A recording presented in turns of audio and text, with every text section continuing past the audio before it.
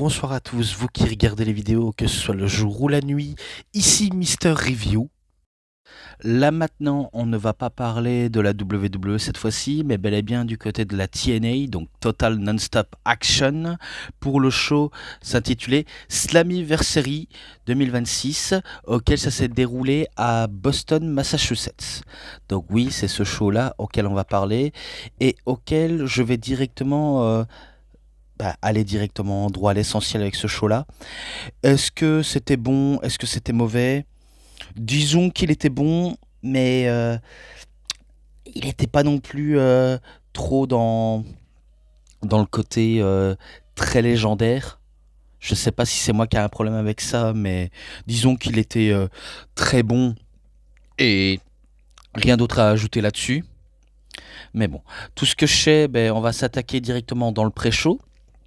Et dans ce fameux pré-show, il n'y a que 2 matchs auxquels je vais passer très rapidement dessus. Alors le premier, c'est un match féminin à 3 entre Eliana Black, connue sous le nom de Cora Jade, contre Indy Hartwell, contre Mara Sadeh, donc anciennement Jakara Jackson, auquel ce match-là, rien d'autre à dire, clairement rien d'autre à dire, si ce n'est que victoire de Eliana Black, qui battent Indy Hartwell et Mara Sadeh. Et que tout ce que je peux me rappeler, c'est que après le match, on a, si je dis pas de bêtises, Tina Brooks. Attendez, il faut que je regarde les sources si j'ai bien raison. Alors, je reprends, oui. Alors, excusez-moi, j'ai fait une belle erreur. Donc, ce n'est pas Tina Brooks, mais Tracy Brooks.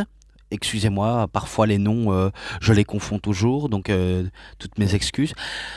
Qu'elle effectue une promo et qu'elle va nous introduire un nouveau championnat du côté des femmes. Bien sûr, si j'ai bien compris, ce sera un match de 16 femmes dans un tournoi où, si je ne dis pas de bêtises, mais auquel il y a une nouvelle ceinture qui est en jeu, et c'est la ceinture tout simplement TNA Knockout de la télévision qui sera introduit pour la TNA.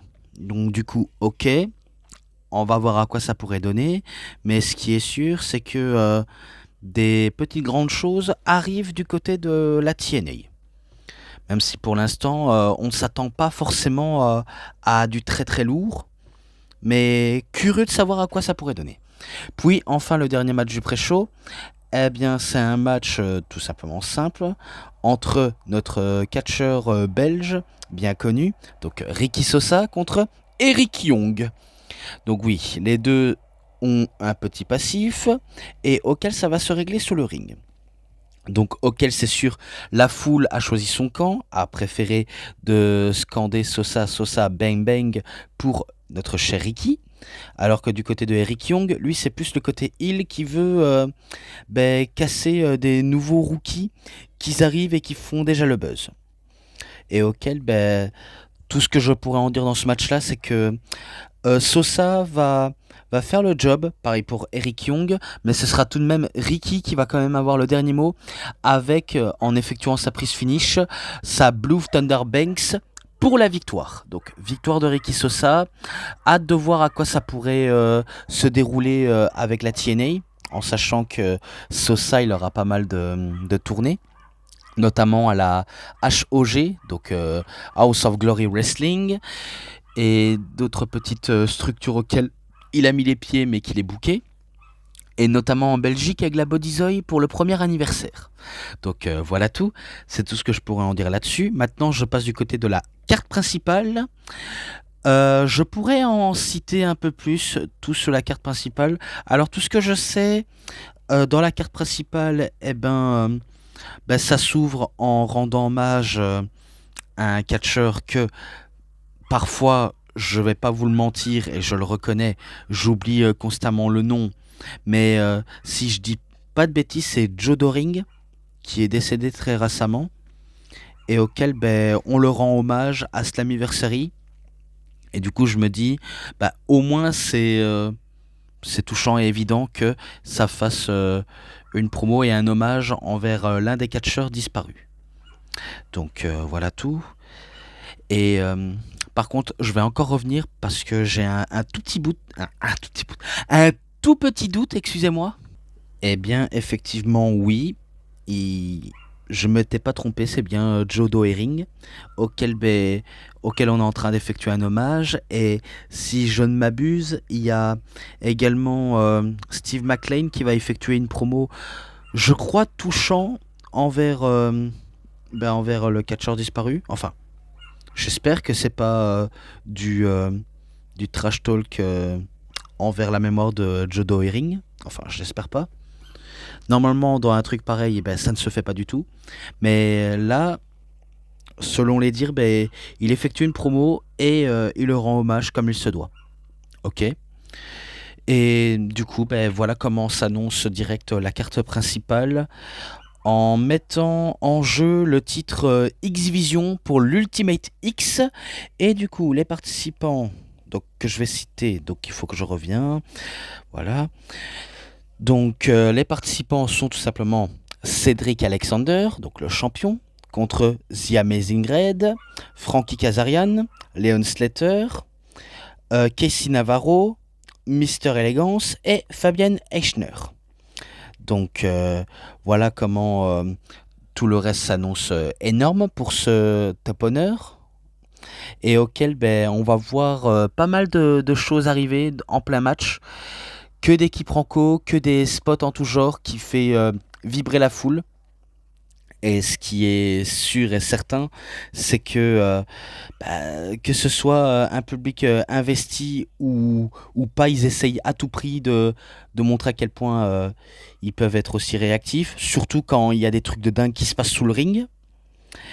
Et concernant tout cela, pas mal de choses se sont enchaînées, coup-ci, coup-ça, et que en fin de compte, on pensait que ce serait Kazarian, Leon Slater, Mister Elegance, Amazing Red, Fabian Enschner, Casey Navarro et j'en passe qui pourraient peut-être avoir une chance et l'opportunité de devenir champion. En fin de compte, pas du tout. Car ce sera tout simplement Cédric Alexander qui va tout simplement décrocher le titre et confirmer à quel point c'est lui le champion et qu'il n'est pas prêt de céder le titre. Tout simplement. Donc voilà. Après, si je ne m'abuse, après le match qui est terminé, il y a Kazarian qui va tout simplement faire une promo pour Amazing Red et auquel il lui fait une proposition, c'est que il soit intronisé au Hall of Fame de la TNA. Et du coup, pour cette année, on peut dire que Amazing Red est intronisé. Et voilà, j'ai rien d'autre à dire, si ce n'est que il est intronisé, c'est bon pour lui et auquel je suppose que c'est amplement mérité, hein, comme beaucoup. En temps réel, il y en a qui le méritent. Donc voilà, donc je passe au match numéro 4 direct. Et le match numéro 4, eh bien, c'est un match simple, mais il y a un enjeu derrière tout ça, entre autres.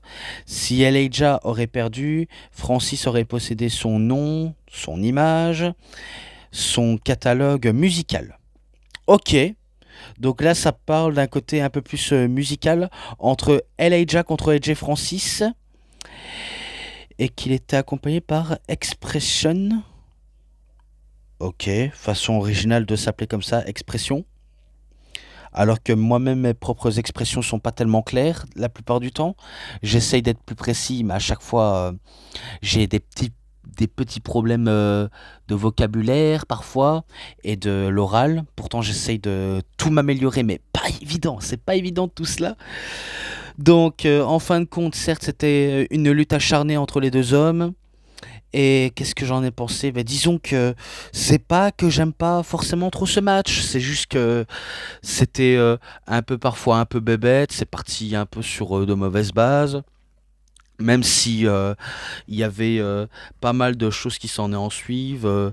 Elijah qui a enfermé Francis dans un cercueil en forme d'étui de guitare. Pareil pour AJ Francis sur Elijah.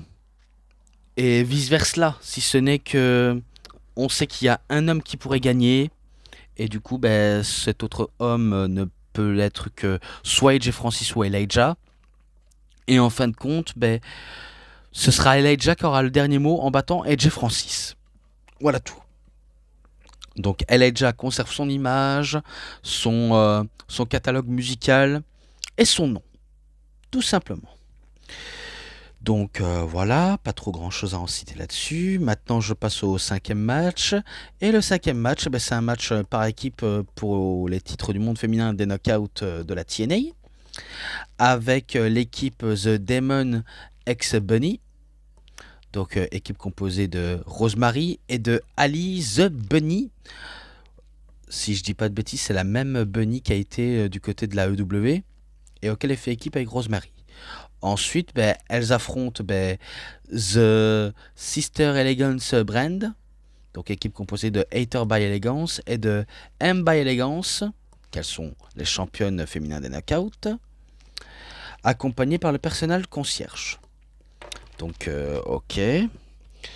Donc, c'est vrai que du coup, il y a du gros potentiel du côté de la marque Elegance, alors que du côté de Rosemary et de Ali, c'est un peu plus trop centré sur le côté horrifique, le côté un peu surnaturel, et j'en passe pour émerveiller ceux qui sont fans de l'horreur, ce qui n'est pas trop mon cas, mais bon, comme quoi, on peut aimer à peu près tout et de rien, mais on n'est pas forcément trop satisfait. Même si on n'est pas forcément à l'abri des interventions, notamment du personnel concierge, de H by Elegance, et qui sait, même Mister Elegance pourrait peut-être intervenir pour coûter leur match. Mais en fin de compte, c'est pas ce qui s'est passé. Certes, il y a eu pas mal de quiproquos en utilisant et en teasant des interventions, mais qui s'est joué strictement à rien, si ce n'est que ce sera tout simplement les démons, enfin Demon X Bunny, qui vont tout simplement battre la marque Élégance et de devenir les nouvelles championnes féminines des knockouts. Et du coup, voilà comment on en est arrivé ainsi avec des nouvelles championnes. Même si mes explications sont pas trop forcément les meilleures, et j'espère que tout ce que j'ai dit jusqu'à maintenant, j'espère que j'ai raison, parce que j'ai toujours un petit doute, hein, notamment pour celui du début, avec le match de Joe Doering. J'espère que je n'ai pas trop dit de la demeure, et que si j'ai dit n'importe quoi, je m'en excuse sincèrement. Car oui, parfois je suis pas forcément assez concentré. J'essaie de faire du mieux que je peux, mais bon. Je poursuis avec cette fois-ci un Open Challenge. Donc Mustafa Ali qui lance un Open Challenge et qui veut défier n'importe qui en coulisses, qui sont deux, enfin uniquement un seul qui l'affronte ou même les deux à la fois. Donc du coup Mustafa Ali, il attend ses adversaires, même s'il est accompagné par Tasha Steelz. Donc le premier ce sera Red Swan, et le dernier dont les moindres, enfin et non le moindre, il s'agira plutôt de Uha Nation. Alors qui c'est Uha Nation? Eh bien tout simplement c'est nul autre que Apollo Crews, qui fait ses débuts à la TNA et qui va tout simplement avoir une chance pour le titre de Mustafa Ali dès son arrivée. Ce qui est un peu une erreur en soi, je peux le reconnaître, mais forcément quand on veut marquer les esprits, on veut faire à tout prix les débuts pour qu'ils soient à peu près marquantes. Et du coup c'est ce qu'ils veulent faire avec Red Swan et Uha Nation. Enfin pour Uha Nation ça je peux comprendre, mais bon vous voyez ce que je veux en venir. Si ce n'est que on a eu des bons petits spots auxquels j'avais revu ça de près, auxquels je m'étais dit c'est sûr que ça a l'air sympa. J'ai un petit doute de qui va remporter le match, comme tout le monde. On a tous un petit doute. Est-ce que le champion reste champion, ou est-ce que le titre va changer de main, de propriétaire, ce que vous voulez? Je pourrais dire que oui ou non, mais j'ai bien peur de dire des bêtises, mais sauf que forcément, heureusement qu'il y avait un côté dont j'avais tort, parce que certes, que ce soit Rich One ou Uha Nation qui remporterait le match, ça aurait pas trop grande importance, mais ce sera en fin de compte Mustafa Ali qui va conserver son titre en battant les deux, et qui conserve le titre, et d'ailleurs c'est international et pas Exhibition. Oui, international. Donc si j'ai dit X-Division, désolé pour ma part, parce que je ne réfléchis pas trop forcément à ce que je dis et auquel je le dis sans trop forcément me rendre compte, mais c'est bel et bien pour le titre international de la TNA et auquel Mustafa Ali défend avec succès. Et il faut dire, même s'il avait affronté les deux dans le show, il faut savoir c'est que dans le pré-show, certes il a eu un petit prise de bec avec Diana Ray et deux autres commentateurs, et auquel Santino a ajouté un autre participant qui pourrait l'affronter pour le titre avec ce très cher Rich Swann. Et du coup, c'est Uha Nation, et en fin de compte, c'est Mustafa Ali qui a su défier l'adversité pour conserver le titre. Que demander de plus? Donc voilà, maintenant je passe au match numéro 7. Et dans ce match numéro 7, c'est un peu un match où il n'y a aucune sanction, donc sans reddition. Donc ça veut dire que la TNA, la fédération, s'en frotte les mains de ce qui peut arriver à ces deux lutteurs. Donc du coup, on a Moose accompagné par JDC, donc The Dirty Dango ou Johnny Dango Curtis, si vous préférez, contre Eddie Edwards accompagné par sa femme Alicia Edwards. Et oui, donc c'est un peu l'ancien chef de The System qui veut tout simplement détruire ce qu'il a créé, surtout en essayant de battre Eddie Edwards, même s'il y a Brian Myers et d'autres qui pourraient se mêler à la fête, ils vont pas échapper à la fureur et à la puissance brute de Moose. Donc du coup, voilà comment s'en est suivi ce match. Pas mal d'objets ont été utilisés et pas mal de spots aussi. Donc sous ce coup-là, rien d'autre à dire. Excusez-moi, je baille un tout petit peu. Faut dire que j'essaye de me réveiller à ce point-là, mais à force de trop expliquer, je m'endors. Je m'endors forcément. Peut-être que c'est moi qui dure trop en longueur. Ce que je pourrais dire de marquant dans ce match-là, c'est que après avoir sorti tous les objets, il n'y a pas à dire. Il va y avoir The System qui va un peu s'en mêler à la fête. Donc la moitié de ce que j'avais cité. Jusqu'à ce qu'il y a, si je dis pas de bêtises, la femme de Moose veut intervenir pour sauver son mari, parce qu'apparemment Moose s'était bloqué avec des serre-câbles pour qu'il soit bloqué dans les cordes. Et du coup, il est pris au piège, il sent qu'il est à deux doigts de perdre, mais qu'elle essaie tout simplement de le sauver. Et pourtant, elle va se faire bolosser par Eddie Edwards et par Alicia. Et du coup, ça va aussi forcer apparemment le fils de Moose à venir en aide à sa belle-mère ou alors à sa mère, quoi. Je sais pas. Je sais pas trop quoi en penser, si ce n'est qu'ils viennent la sauver, mais en fin de compte, il va pas échapper à se faire intimider par Eddie Edwards et d'autres antagonistes. Et pourtant, certes, Eddie Edwards l'amène dans le ring, l'air de dire ah, tu vois, Moose, tu vois ce qui arrive quand on fait impliquer ta famille ou tes amis, eh bien, on les détruit jusqu'à ce qu'ils ne peuvent plus intervenir. Donc du coup, il a voulu essayer de punir le fils de Moose, mais le fils de Moose va lui balancer un low blow dans les bijoux de famille de Eddie Edwards, et du coup, ça force ce dernier, donc Moose, à essayer de se libérer de ses cercles de manière très désespérée.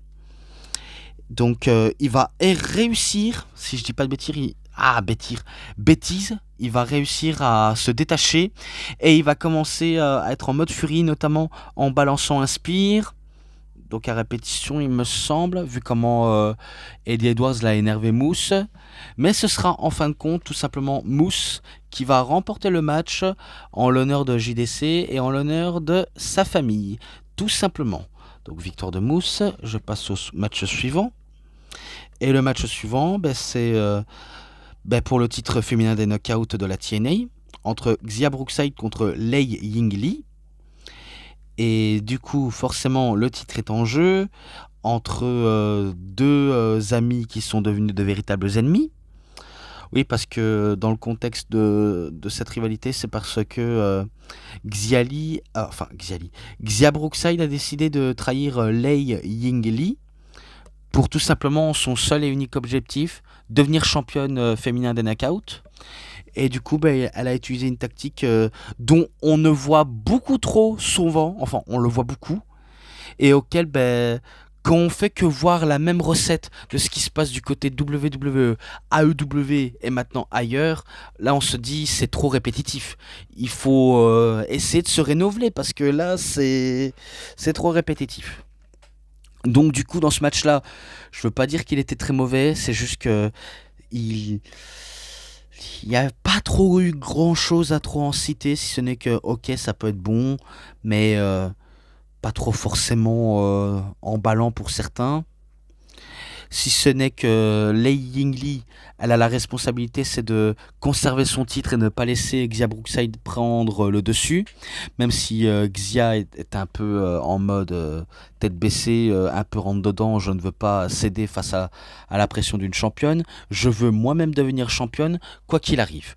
Et du coup, ben, c'est ce qu'elle va forcément faire, même si malgré les offenses de Lei Yingli, aurait essayé de porter ses fruits, mais malheureusement, ce sera tout fin de compte Xia Brookside qui va tout simplement remporter le titre et devenir bah, la nouvelle championne féminin des knockouts de la TNA. Donc du coup, victoire de Xia Brookside. Et auquel bah, la suite, bah, on verra par la suite. Si ce n'est que je passe directement au match numéro 9. Et dans ce match numéro 9, bah, c'est un match à 4 par équipe. Donc uniquement match de échelle avec les titres du monde par équipe de la TNA. Et du coup, les équipes sont tout simplement The Broken Hardys, Boys, bien sûr. Donc The Broken Matt Hardy et The Broken Brother Nero, Jeff Hardy contre The System, Brian Myers et Beer Bronson. Donc les champions en titre, contre The Right House, donc Vincent et Dutch, et également The Great Hands de l'équipe de Order 4, Jason Hutch et John Skyler, si je ne m'abuse. Donc dans ce match-là, j'ai pas besoin de faire de dessin, si ce n'est que ils sont les trois équipes dans le terrain des Hardy Boys, et ça c'est un terrain turbulent auquel ils aiment beaucoup jouer là-dessus.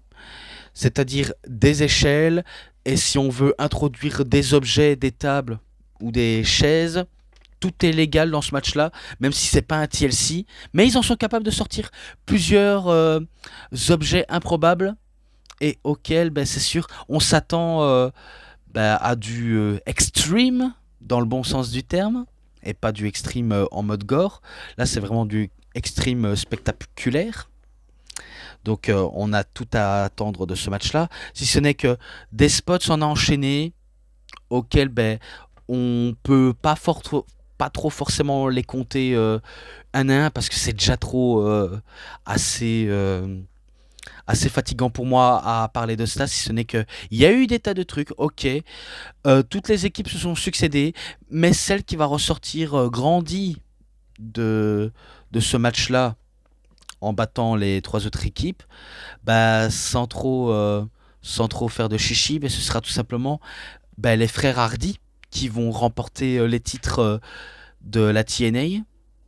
Donc oui, certes, il y a un an ou deux de cela, ils étaient champions, personne n'arrive à les battre. Là, cette fois-ci, ils récupèrent l'or et ils deviennent encore l'équipe la plus importante.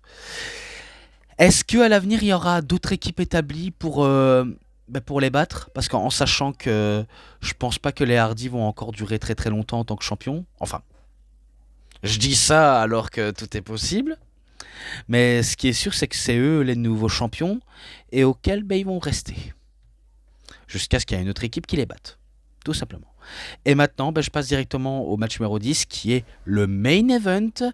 Et c'est pour le titre du monde de la TNA. Avec également la coupe de Call Your Shot de Nick Nemeth qui est en jeu. Donc vous avez bien compris, Nick Nemeth contre Mike Santana. Et du coup, entre Mike Santana et Nick Nemeth, on sait que c'est pour le titre qui est en jeu. Et du coup, ben forcément, certes, Nick Nemeth, il était co-détenteur de la coupe Call Your Shot avec Frankie Kazarian. Kazarian l'a saisi, il est devenu champion. Maintenant, c'est au tour de Nick Nemeth. Est-ce qu'il va réussir ou échouer? Que des questions. Donc dans le match là, très bon. En tout cas pour un main event, certes, on s'attendait à un tout petit peu plus, je vais pas vous le mentir, mais ça reste déjà assez satisfaisant et auquel j'ai pas besoin de dire que tout ça a été pourri, nul, mauvais, débile, et j'en passe des termes auxquels je pourrais en passer.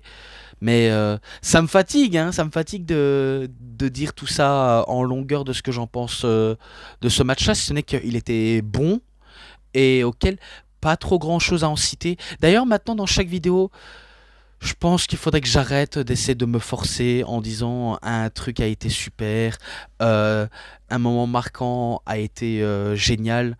Parce que faut dire, c'est vrai que je suis plus vraiment dans le coup. J'ai l'impression de dire n'importe quoi. J'ai l'impression de, de vous vendre un peu de la demeure. Et du coup, ben, je me dis, non, ça faudrait que je trouve un moyen de la faire courte. Parce que en sachant que je parle beaucoup et que la vidéo aura du mal à terminer si je ne fais que parler ouais, il s'est passé un spot, des super kicks, des zigzags, des powerbombs, des lariats et tout. Là, je me dis, je pense que ça va faire fuir des gens et ça va sûrement faire endormir des gens et de ne pas s'abonner à ma chaîne.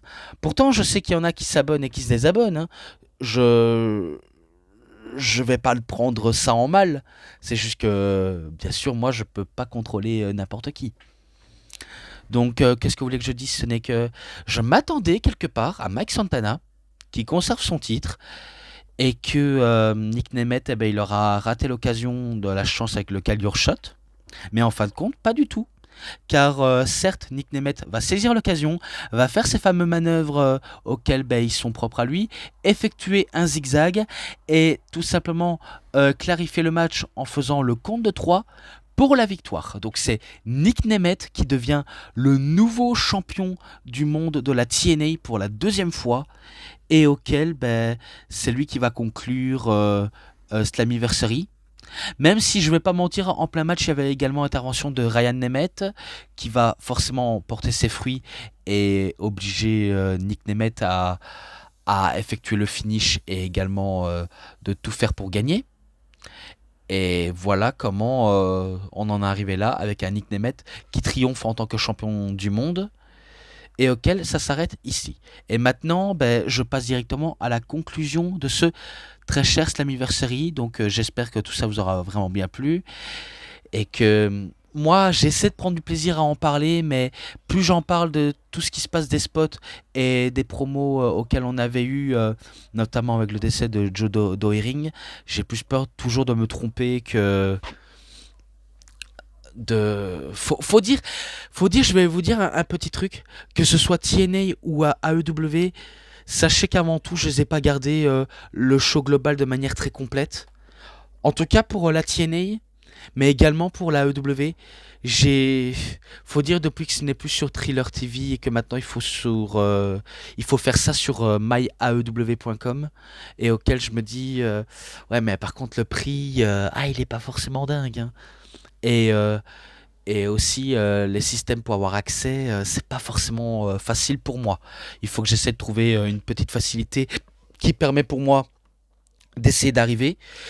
Si j'arrive, voilà, ça, on va voir à quoi ça pourrait donner. Même pour la TNA, il faudrait que j'essaye de le regarder de manière un peu plus complète, de manière un peu plus légale. Pareil pour la New Japan, hein, j'essaye, mais j'ai pas forcément toujours de l'oseille pour tout claquer sur des plateformes de streaming. Mais bon, je pense que j'ai à peu près tout dit. J'essaie de faire du mieux que je peux de parler de TNA Slammiversary. Maintenant, je passe directement à la conclusion. Merci bien à tous. Voilà, la vidéo touche à sa fin. Et avant de vous laisser, n'oubliez pas de me suivre sur les réseaux sociaux. Donc, bien sûr, mes réseaux sociaux sont bien sûr mon Instagram et également mon thread lié avec Instagram. Et surtout, mon Discord si vous voulez parler de plus de catch ou d'autres choses qui vous passent par la tête. Et voilà comment je conclurai cette vidéo en disant c'est tout pour cette vidéo de review. C'était Mister Review. J'espère que vous avez vraiment aimé cette vidéo de review Et comme d'habitude, si vous avez aimé cette vidéo, vous savez ce qu'il vous reste à faire. Likez la vidéo, commentez, partagez, abonnez-vous à ma chaîne, donc DVD Pro Catch / Mister Review, et cliquez sur la petite cloche pour avoir plus des notifications et des prochaines vidéos. Et moi, comme d'habitude, je vous dis bonne journée, bonne soirée à tous. Au revoir tout le monde pour une prochaine vidéo de review. A plus à tous les fans de catch. Allez, bye bye tout le monde et surtout, vive le catch!